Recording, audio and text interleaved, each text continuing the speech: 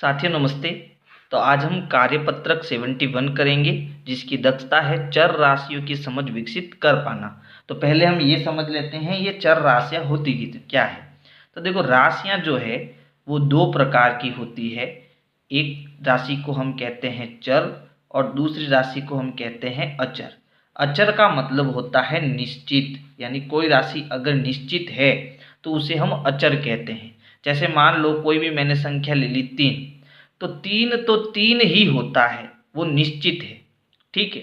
जैसे मैं कहूँ कि आपकी कितनी आंखें हैं तो आप कहोगे 2 आंखें हैं, तो 2 से ज़्यादा नहीं हो सकती, 2 से कम नहीं हो सकती। तो ये संख्या क्या है, निश्चित है। तो जो संख्याएं निश्चित होती है उसी को हम क्या कहते हैं, अचर कहते हैं। तो अब ये चर क्या है ना, चर क्या है। तो चर वे संख्याएं हैं जो अनिश्चित होती है, अनिश्चित होती है। ठीक है, यानी कि वो निश्चित नहीं होती है, वो बढ़ सकती है, घट सकती है, यानी समय के अनुसार परिवर्तित होती है। समय के अनुसार क्या होती है, परिवर्तित होती है। ऐसी संख्याओं को हम क्या कहते हैं, चर संख्याएं कहते हैं। इसको और भी अच्छे से समझने के लिए देखो यहाँ पर हमें प्रश्न दिया है कि नीचे कुछ राशियां दी गई है, इनमें से कुछ राशियों का मान सदैव निश्चित होता है लेकिन कुछ मान स्थान विशेष एवं समय के साथ परिवर्तित हो जाता है। इन राशियों के अलग अलग समूह बनाइए। तो यहाँ पर हमें एक तो निश्चित मान वाली संख्या यानी समूह ए दिया है और एक परिवर्तनशील जो समय के अनुसार परिवर्तित होती है, उन राशियों को समूह बी नाम दिया है। तो इसमें से जो निश्चित है उसको ए में लिखना है, जो अनिश्चित है उसको बी में लिखना है। तो सबसे पहले देखो भारत की जनसंख्या। तो देखो भारत की जनसंख्या जो है वो निश्चित नहीं है, वो बढ़ती रहती है। ठीक है, वो क्या होती है, बढ़ती रहती है। 2001 में कितनी थी, 2002 में बढ़ जाएगी, है ना। तो ये एक परिवर्तनशील चीज है। तो यहाँ पर हम लिखेंगे भारत की जनसंख्या जो है वो यहाँ समूह बी में आएगा। फिर एक वर्ष में महीनों की संख्या, ये निश्चित है, एक वर्ष में 12 महीने होते हैं, तो ये तो फिक्स है, ये बदलता नहीं है। तो हम लिखेंगे एक वर्ष में महीनों की संख्या, महीनों की संख्या। ठीक है। फिर पौधों की लंबाई, तो पौधे छोटे होते हैं फिर धीरे धीरे बढ़ते रहते हैं, तो उनकी लंबाई क्या होती है, बढ़ती जाती है। तो ये भी एक परिवर्तनशील है। तो यहाँ लिखेंगे पौधों की लंबाई, पौधों की लंबाई। फिर उसके बाद देखो विद्यार्थियों की संख्या। तो विद्यार्थियों की जो संख्या होती है ये हम निश्चित में भी ले सकते हैं और अनिश्चित में भी ले सकते हैं। जैसे देखो निश्चित में क्यों लेंगे, जैसे अगर मैं कक्षा 8 के विद्यार्थियों की संख्या की बात करूं तो 8 के विद्यार्थी तो वही रहेंगे, लेकिन अगर कोई नया एडमिशन हो जाए तो वो बढ़ जाएगा, अगर कोई वहाँ से स्कूल से चला जाए तो वो घट जाएगा, है ना। तो इस केस में मैं विद्यार्थियों की संख्या को मैं परिवर्तनशील में लिख देता हूँ, विद्यार्थियों की संख्या। ठीक है। फिर सप्ताह के दिनों की संख्या, ये तो फिक्स है, 7 दिन होते हैं सप्ताह के दिन, ये इसमें आएगा। फिर 1 घंटे में मिनट फिक्स होता है, 60 मिनट होते हैं, तो 1 घंटे में मिनट, ये भी फिक्स है, 1 घंटे में मिनट। ठीक है। फिर पौधे की लंबाई, तो पौधे की लंबाई यहाँ वापस आ गया ना, 2 बार आ गया, तो इसको पहले से हमने लिख रखा है। विद्यार्थियों का कद, तो ये भी परिवर्तनशील है, लंबाई बढ़ती जाती है विद्यार्थियों की, तो यहाँ आ जाएगा विद्यार्थियों का कद, इसमें आएगा। फिर अंक गणित में अंकों की संख्या, तो अंकों की संख्या कभी बदलती नहीं है, अंकों की संख्या हमेशा निश्चित होती है। तो ये हमने क्या कर दिया, दोनों को अलग अलग कर दिया। अब प्रश्न 2 है, चर राशियों को सामान्यतः अंग्रेजी हिंदी वर्णमाला के अक्षरों से प्रदर्शित किया जाता है। नीचे कुछ राशियां दी गई है, उनमें से चर राशियां छांटिए।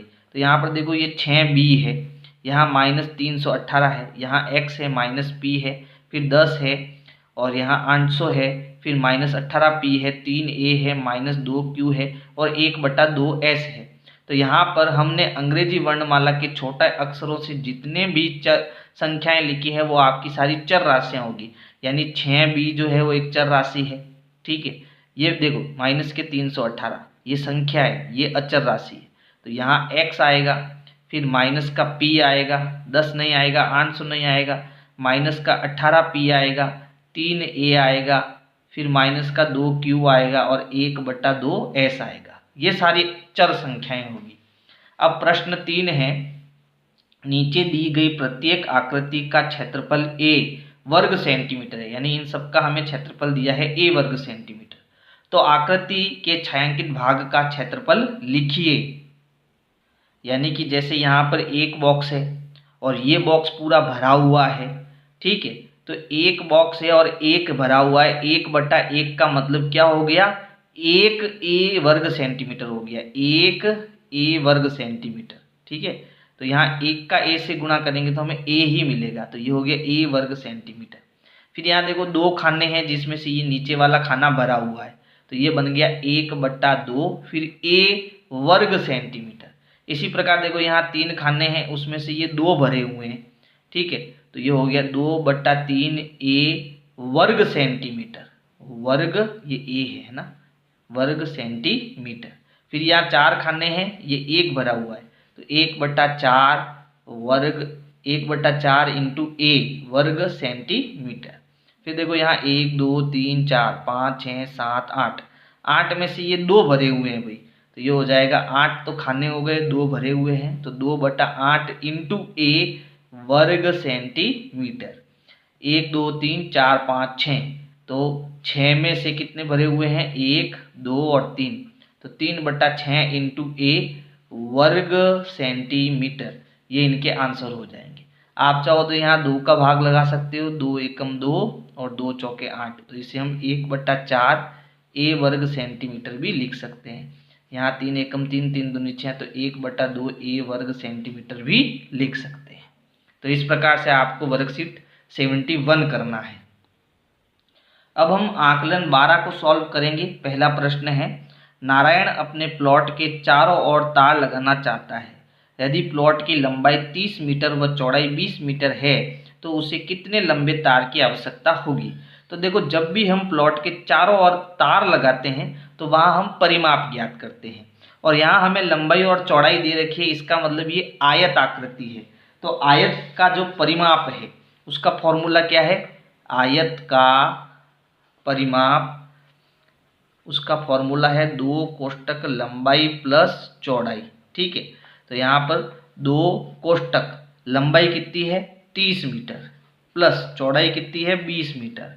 अब इसको सॉल्व करेंगे तो 30 और 20 को जोड़ेंगे, जैसे ही जोड़ेंगे कोष्टक हटेगा, कोष्टक हटेगा यहाँ गुणे का निशान आएगा, तो 30 और 20 हो गया 50, 50 का 2 से गुणा करेंगे तो 100, और यहाँ परिमाप है तो यहाँ उत्तर मीटर में आएगा 100 मीटर, ठीक है। तो यहाँ पर हमारा उत्तर क्या हो जाएगा 100 मीटर हो जाएगा। प्रश्न 2 है, पीयूष को अपनी मेज के चारों ओर रंगीन टेप लगानी है। तो यहाँ भी चारों ओर काम हो रहा है, इसका मतलब परिमाप ज्ञात करना है। कितनी लंबी टेप चाहिए, इसके लिए उसे ज्ञात करना होगा। परिमाप, क्षेत्रफल, लंबाई या चौड़ाई। तो हम यहाँ क्या ज्ञात करेंगे, परिमाप ज्ञात करेंगे। लंबाई जब भी ज्ञात करनी होती है तो परिमाप ज्ञात करते हैं।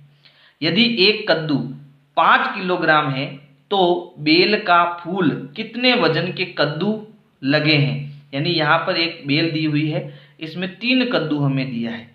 एक कद्दू का जो भार है वो 5 किलोग्राम का है, तो ये 5 का हो गया, ये 5 का हो गया और ये 5 का हो गया, तो 5 एकम 5, 5 दूनी 10, 5 3 15, तो कुल कितना किलोग्राम हो गया 15 किलोग्राम। तो यहाँ 15 किलोग्राम हमारा सही उत्तर होगा। अगला प्रश्न है, निम्न में से चर राशि है। एक सप्ताह में दिन, तो देखो ये निश्चित है। पौधों के पत्ते, ये हम नहीं गिन सकते। घंटे में मिनट, ये भी निश्चित है। वर्ष में माह, ये भी निश्चित है। तो पौधों के पत्ते जो है वो अनिश्चित है, यानी ये हमारा क्या हो गया, चर हो गया।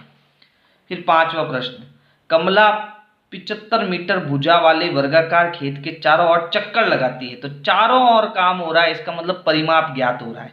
तो यहाँ क्या ज्ञात कर रहे हैं हम, परिमाप ज्ञात कर रहे हैं। सुरेश 50 मीटर लंबाई और 45 मीटर चौड़ाई वाले आयताकार खेत के चारों ओर चक्कर लगाता है, यानी ये भी क्या हो गया, परिमाप हो गया। यहाँ भी परिमाप हो रहा है।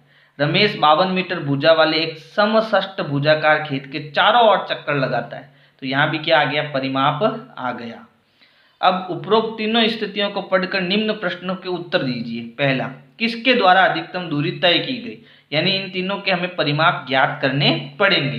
तो यहाँ देखो ये भुजा वाले वर्गाकार, तो यहाँ वर्ग की बात हो रही है, तो हम लिखेंगे वर्ग का क्षेत्रफल, सॉरी वर्ग का परिमाप, वर्ग का परिमाप।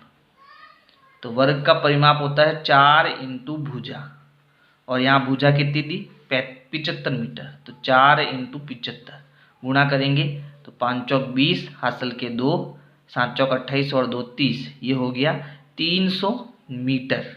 ठीक है, ये किसका आ गया आपके कमला का, कमला का आ गया, ये परिमाप कमला का आ गया।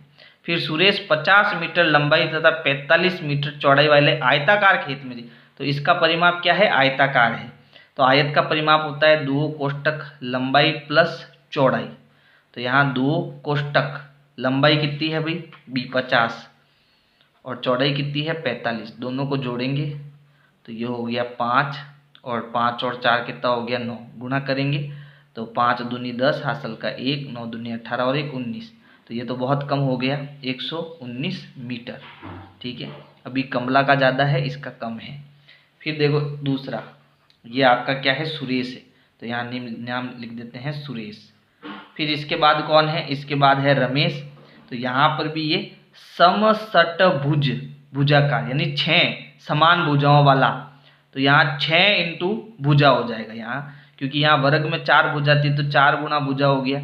यहाँ समषटभुज यानी 6 भुजा है तो 6 गुना भुजा हो जाएगा, और यहाँ पर भुजा कितनी दी 52, तो यहाँ हो जाएगा 6 गुना भुजा, और भुजा हमें दी है यहाँ पर 52, गुणा करेंगे तो 6 दूनी 12, हासिल का 1, 6 पंजे 30, 30 और 1 31, तो इसका जो लंबाई आई वो आई 312 मीटर, किसकी, रमेश की। तो बताओ सबसे ज़्यादा किसने दूरी तय की, रमेश ने। ठीक है, तो किसके द्वारा अधिकतम दूरी तय की गई, रमेश के द्वारा। फिर अगला प्रश्न, तीनों द्वारा तय की गई दूरी को ज्ञात कर अवरोही क्रम में लिखिए। तो देखो हमने तीनों की दूरी ज्ञात कर ली है, तो पहले कैसे ज्ञात करी, 4 गुना भुजा से करी, और भुजा कितनी है 75, गुणा कराएंगे तो कितना आया 300 मीटर आया, ये किसका है कमला का। फिर उसके बाद में दूसरा हमने ज्ञात किया सुरेश का, तो सुरेश की लंबाई कितनी आई 2 कोष्टक 50 प्लस 45 है ना, तो 2 गुणा ये हो गया 95, गुणा किया तो कितना आया 190, ये किसका है भाई, ये है आपके सुरेश का।